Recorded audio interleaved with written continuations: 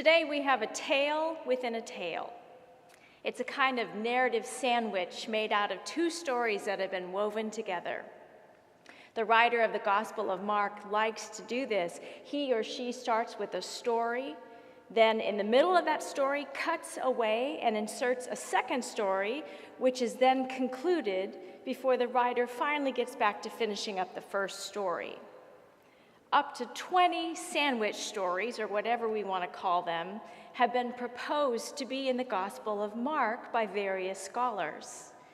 There are 9 that are commonly agreed upon, with 6 being widely accepted as examples of this phenomenon. So here are our stories today. First, we meet Jairus. He was a leader of the synagogue, a very prestigious position, which meant that part of his responsibility was to make sure that all the religious laws were kept. Jairus' daughter, who was 12, we are told, is very, very sick. We can only assume that Jairus and his household have done everything within their power to heal the girl. I say girl, but at the age of 12, she would have been ready to be married and begin her own family. That Jairus chose to come to Jesus is clear evidence that none of their attempts to heal her had worked and that he was at his wits' end. He risked ridicule and repercussions in coming to Jesus, the troublemaker, and then when he finally faces him, he did something completely undignified for any man at that time, let alone a leader. He begged. Jairus was wealthy, powerful, well-respected, and honored in his community, but none of that mattered on this day when his daughter was at death's door. Then, as Jesus is walking to go to Jairus' daughter, we meet the unnamed woman who was bleeding. She, too, is so desperate that she will go to any length to find wellness. Now, Mark gives us several clues as to why she's so desperate. She has been bleeding for 12 years. She has seen all of the experts. She's been to Mayo. The costs of her medical care, insurance premiums, co-pays, deductibles had bankrupted her, and she had not gotten any better. In fact, she had gotten worse. While some of us can only imagine what her life must have been like, and others of us are living through this right now. What would have made it even harder for the woman who was bleeding was that at this time, she would have been considered ritually unclean and thus prohibited from interacting with others and being around others. And it even prevented her from entering the holy place of worship where she could become ritually clean. She must surely have been broken, not just in body, but in spirit. Although she did not have the courage to approach Jesus directly like Jairus did, which is understandable, she was an outcast, she still believed that if she could just touch the hem of his clothes, she would be healed. The woman who bled had heard about this man named Jesus, someone even more than just a man, a teacher, a healer, a prophet, who did not shrink away from people like her. She had heard about a man who touched those who were untouchably unclean, who didn't seem to mind talking to and being close to lepers, eating with and redeeming sinners, and restoring those who were cut off from society. And with an amount of courage that I cannot fathom, she pressed through that crowd that day, touching those around her, brushing up against them as she pushed to her Lord, thereby contaminating those who she touched with her uncleanliness, risking everything in case she was discovered. She pressed on, and she touched Jesus' hem. Reverend Nadia Boltz-Weber said, so she reached with everything she had. She reached past her fears. She reached past her limitations. She reached past the dirty looks she was receiving. She reached past 4,383 days of isolation and disappointment and despair. She reached past the hateful things said to her by those who were supposed to help her. She reached past her past, reached for her own healing and her own dignity and her own wholeness, and said, "If I but touch his clothes, I will be made well." And then, of course, we go back to Jairus, when word comes that his daughter had died and all hope was lost. But Jesus went to her home anyway, touched that little girl. And with the Aramaic words, Talitha cum, it would have been agero in Greek, get up, rise. She did. She got up. And then, like any good potluck-loving Christian, Jesus says, get her something to eat. So there's twice, within a very short time, that Jesus touched a woman who was unclean, one because she was bleeding and one because she was dead. Jesus crossed all kinds of barriers in order to heal. 2 stories, 2 healings. Lutheran pastor Paul Bellenboyer writes, "May we never forget that God is always in the healing business, even at dinner, even on the way to another healing. This is one of those things we know about God. And knowing that God is always about the work of healing, we may be attentive to God's constant desire for healing and the many acts of restoration which surround us, if we but have the grace to notice. No community touched by Jesus is without healing. So this story might well be an opportunity to notice the healings in our midst, whether brought about through psychotherapy, medical care, 12 steps, confession and absolution, the welcome of outcasts, bread for the hungry, release for the captive, having your story heard, seeing justice reign, or participating in forgiveness and reconciliation. This all looks like, sounds like, feels like, this is healing when we touch the hem of God's garment of wholeness. That's so nice, isn't it? So nice, so very nice. But what about we who are still waiting for a miracle? In the Bible, we read about the sick being cured, the lame walking, the blind seeing. What's not to love about a miracle? I suppose there's an awful lot to like, except that miracle stories make me profoundly aware of all the times miracles don't happen. Maybe it happens to you too, or maybe I'm alone in this. While those who have experienced miraculous cures or answered prayers in their lives must be overjoyed at the power of God clearly working in their lives, most of us are all too familiar with times when the miracle we desperately need doesn't seem to happen. Or at the very least, it's murky rather than clear. What are we supposed to do with that? Maybe that makes us want to run away from God. Or maybe it makes us wonder if God is really real. And if God is really real, then why doesn't God do something about our pain? And if God really is really real but didn't do anything to help us, what kind of God is that?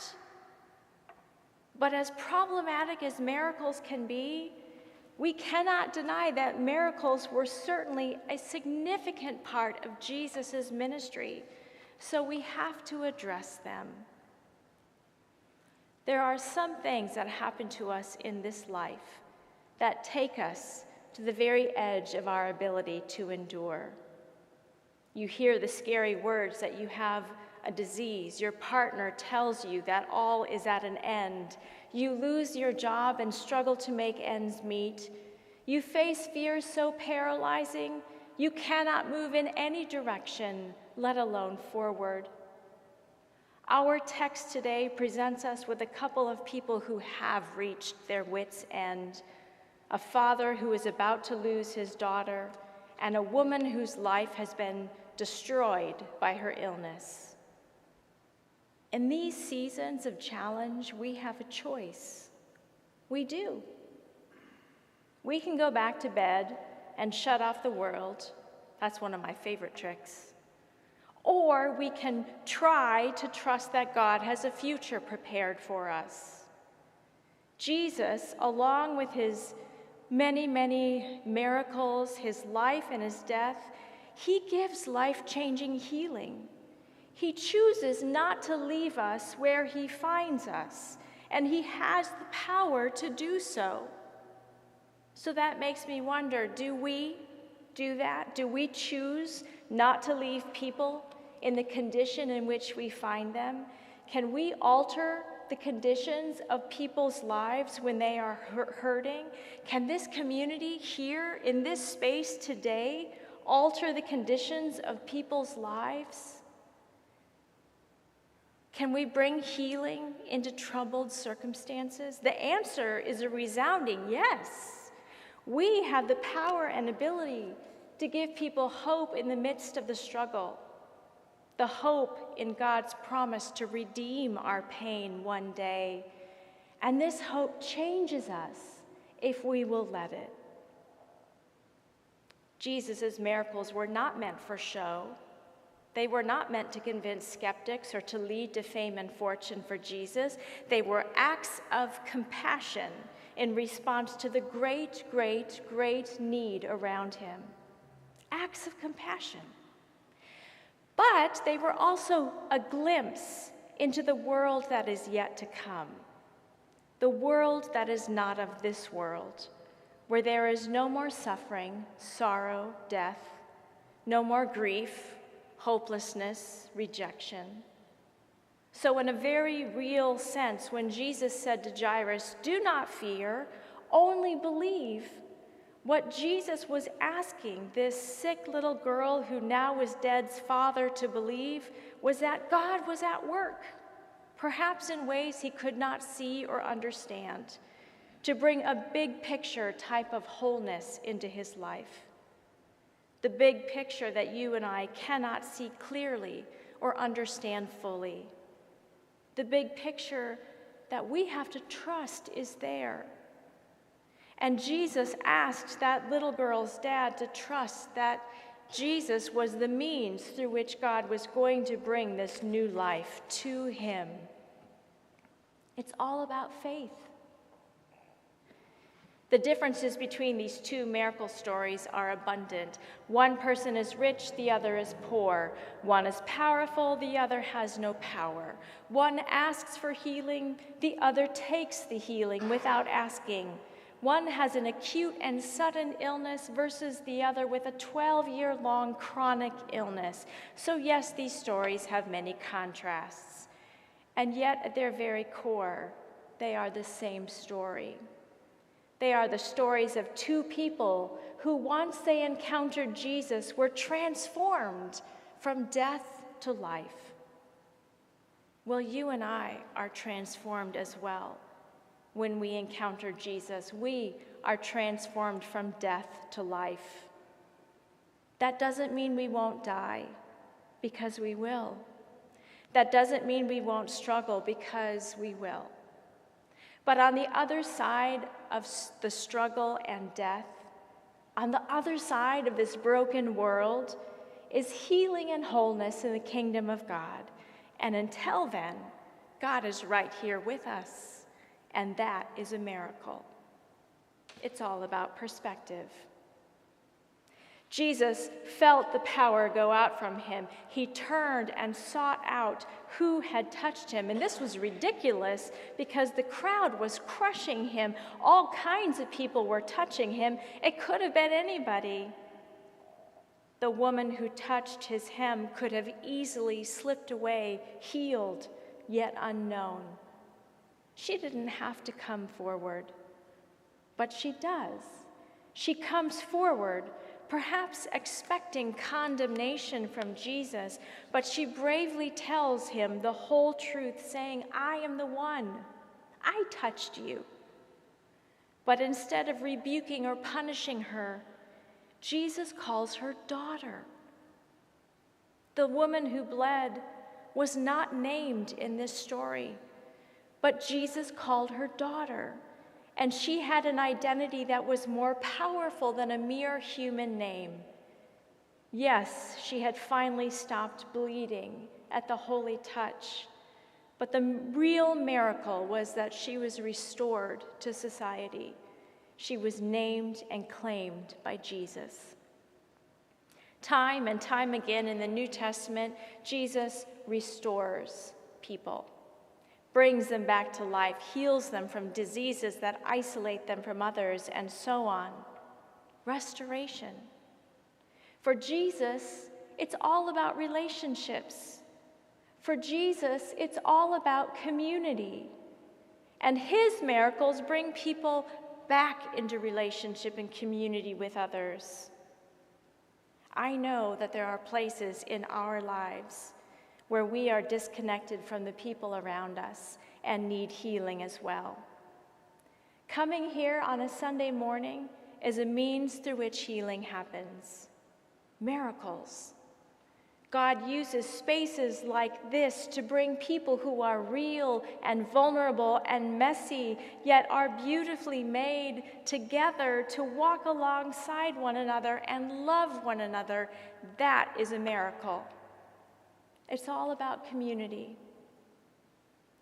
As an unwritten rule, miracle stories tell us something important about what kind of God we worship, what kind of God we are claimed by, reminding us that the way things are in this world at this moment are neither the way they will always be, nor are they the way God intended them to be. The world is broken. It was not meant to be. The over 48,000 people who will die this year in our nation alone due to gun violence, that's not what God intended for us. Widespread racism and violence and war, not what God intended for us. Despair, hopelessness, doubt. No, what God intends is life, whole, restorative life. What God intends is love, widespread, reckless love. What God intends is hope, unabashed, overflowing hope. And that's what miracle stories remind us. These stories of Jesus working in the midst of the brokenness of this world are a promise that God's will is not suffering and sorrow, but joy and hope. Although the storms of life may rage, God is in the boat with you, working to bring wholeness. And this wholeness, perhaps through means we cannot understand and a form we might not even want, is the miracle in our life. The Holy One who has journeyed with us since the very beginning and who knows our name and claims us as God's own, who has been faithful to the promise that God will always be with us, even in the midst of the storms, will continue to be faithful to us through all the days of our life. That's God's promise, and that's another miracle in our lives. The Holy One works to bring something good out of what seems to be hopeless. That is a miracle too. So today, I want you to go out there and look for the miracles, because they are out there, and they are in here, and they are in here. Thanks be to God for these miracles, because they remind us we are not in charge of this world. We do not know the plans laid by God from the foundation of the universe, but we can choose to live with eyes to see the goodness of the Lord. Thanks be to God for that opportunity. Amen.